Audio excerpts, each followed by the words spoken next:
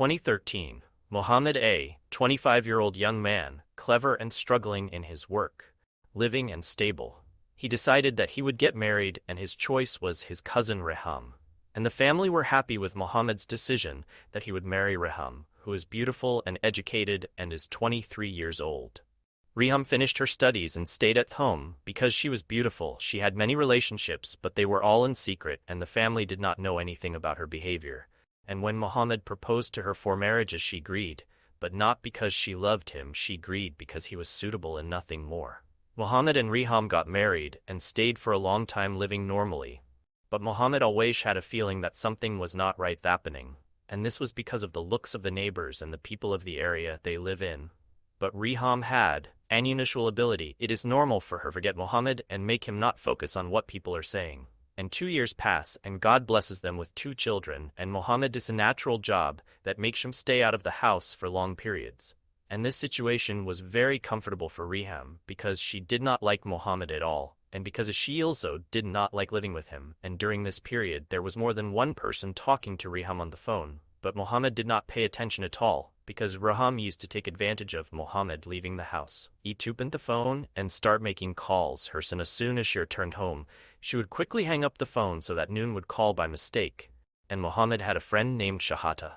This Shahata was a driver, and he used to go to Mohammed's house a lot together and stay up late. And unfortunately, although Shahata was a very close friend of Mohammed, he was also brave. He has unusual arrogance. Shahata began to admire Reham. He admires his friend's wife and began to try to attract her attention and try to make it clear to her that he admires her. So he decided that he would take her phone number, so he would take advantage of being at Mohammed's house. And as soon as Mohammed went to the bathroom, he would take his personal phone and take out Reham's number and save it with him, and then he would put the phone on the table. It was normal. And as soon as Mohammed came, nothing happened, but Shahata didn't do it alone.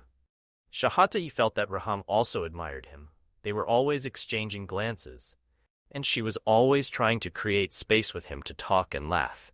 And Shahata, because he was Mohammed's close friend, so he often heard about the problems that happened between Mohammed and Reham, and he was trying to play the role of the angel and reconcile them.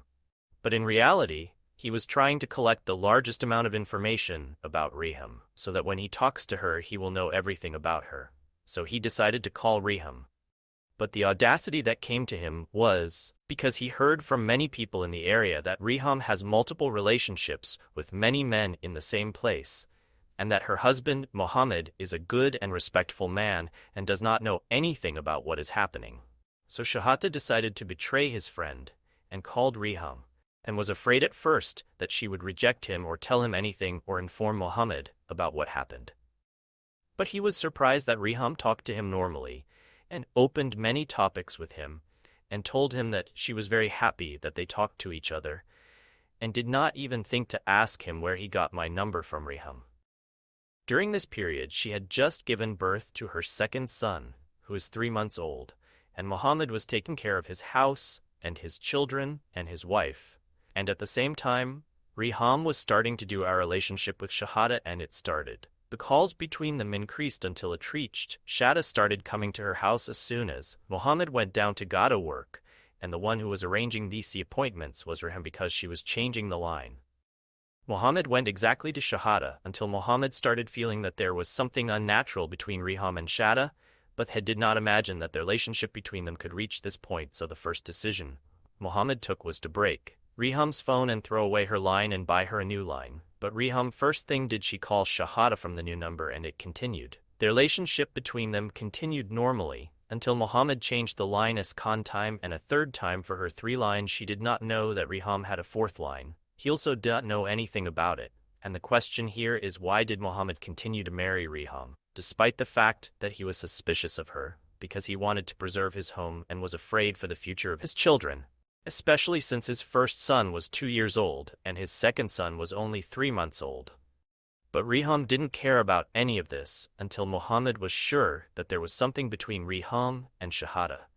So he decided to lock Reham up in the house and that she wouldn't go out at all. He called Shahata and asked him to meet as soon as he sat with him. He threatened him that if he called his wife again, he would kill him, but Shahada denied everything.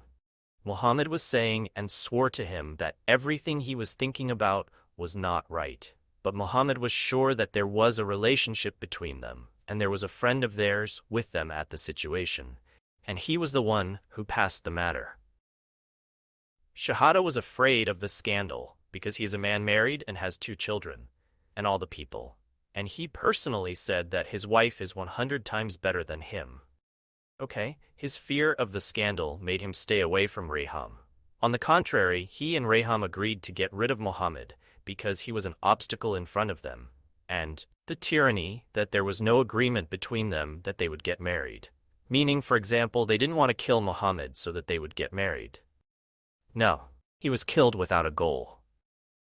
Raham started planning and reporting everything that happened in the house to Shahada, and also reporting to Shahada that Muhammad was thinking about what, and on the day they set to carry it out in the crime. Muhammad was actually going to travel to Farum. She called Shahada and told him his route, and told him where exactly would he get in. Shahada took his car and entered the same street that Muhammad was walking on, and he was supposed to meet him by chance at the same time. The rest of the plan was prepared, a large cement block and an iron chain large to tie. Muhammad was there and he moved the tuk-tuk towards Muhammad, and as soon as she met him he acted like he didn't know where Muhammad was going. So when he told him that he was traveling, asked him to take him and that they would fix it. A traveler asked him to take him and they would fix the differences between the man, calm down the problems, and as soon as they arrived near a lake and the cement block and the chain were there near lake, he got out of the car, and Muhammad got out after him, and Shahata started a fight out of nothing, and as soon as Muhammad responded, he hit the month ahead and strangled him until he was sure he was dead, and then they tied him with the chain and hung him in the cement block and threw him in the lake to settle in the depth. And the first thing did was call Reham and tell her that Muhammad had traveled, and of course Reham understood that this way he would die, and 2 days would pass, and Shahada calls Reham to come to her house, but Reham asks him to stay away from her during this period, exactly so that Noon would suspect them. Muhammad's father knew that his son was traveling, and it was usual for him to call him to reassure him that he had arrived, or to reassure on his father and his usual thing, but that didn't happen. So Muhammad's father moved and went to his house and met Raham, who told him that Muhammad hadn't talked to her at all, that his phone had been off since he went down 2 hours ago, and that she couldn't reach him at all. So he asked her to go to the police to file a missing persons report. After 5 days, the fishermen informed the security that they found parts of a body floating on the surface of the water, and that the rest of the body was tied with a chain and pulled under the police.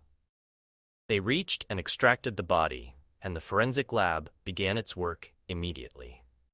After they finished, they transferred the body to the forensic medicine department, which proved that this person had been dead for 5 days, and that the cause of death was strangulation, meaning that this person was strangled and died first and then thrown into the water. The security all reported missing persons during this period until they found specifications. The body they found resembles a report of Muhammad's absence, so they call his father and call Reham to come. And as soon as they arrive, they take them to the morgue.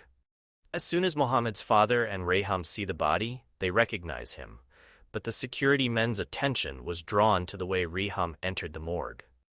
She looked normal, as if she knew and was sure that it was Muhammad, so they had suspicions about her. But they let her go normally so that she wouldn't feel anything. The security started to conduct a complete investigation about Reham. And what they discovered was that her behavior was not right, and that she had multiple relationships with men, many in the area, and that the people of the area informed the security that Reham had a relationship with someone named Shahata, and that this Shahata is her husband's friend. The police conduct investigations about Shahata and confirm that they were actually in a relationship with each other. Shahata is summoned, and they ask him why Reham confessed to him and said that he was the one who killed Muhammad. As soon as he heard Shahata like this, confessed to everything.